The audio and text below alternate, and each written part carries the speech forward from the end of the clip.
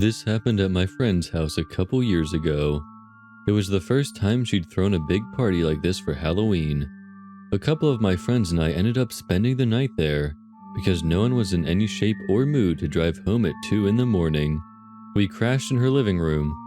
The house was small and it only had one floor. The living room is to the right of the front door, lots of windows and a big pond out in the front. Everything else is an empty field. Adjacent to the living room was the dining room and the kitchen. To the left of it, you've got your classic creepy hallway, complete with an old dusty mirror at the end of it. There were about 7 of us total sitting in the living room when all of a sudden my friend stopped, claiming she heard a noise. So she and another one of the guests went down the hall to have a look as the rest of us continued to doze off. That was until they came running out, shutting the curtains and turning off as many lights as they could. They urged us to do the same. We shut all the curtains and turned off every light in the house, save for a couple of flashlights. That's when our lovely hostess started handing out steak and butcher knives for protection. At this point, the rest of us just wanted to understand just what the fuck got them so upset. Apparently, they'd gotten halfway down the hallway when one of them noticed a movement in the corner of her eye.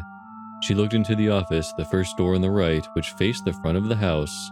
There was a handprint on the window.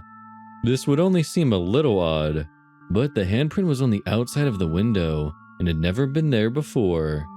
Mind you, this was a small house. We were partying all over the place. Someone had to have been outside on the last 10 or 20 minutes to make it. The only other problem was that the window in question was elevated 2 meters off from the floor. As far as I'm concerned, no one at the party was 2.5 meters tall. By now, all of us were thoroughly freaked out about the fresh handprint. Except for me. Me, being oddly disinterested in freaky shit, went outside to see the handprint. That's when I realized how tall you actually had to be to make a handprint at the top of the window like that. I figured no one else had noticed yet. Besides, scaring people who are holding steak knives is a stupid idea. I went back in to check on everyone. They'd considered calling the cops, but the house wasn't made with a working landline, causing the reception to go to shit. I decided to calm everyone down and try to convince them that some guy got proper plastered and just hopped up to slap the window like that. Since no one had considered the height of the window, they believed me all the way to the next morning. When everyone went to sleep at night, I didn't. I ended up staying up because I knew the one thing that I hadn't told everybody.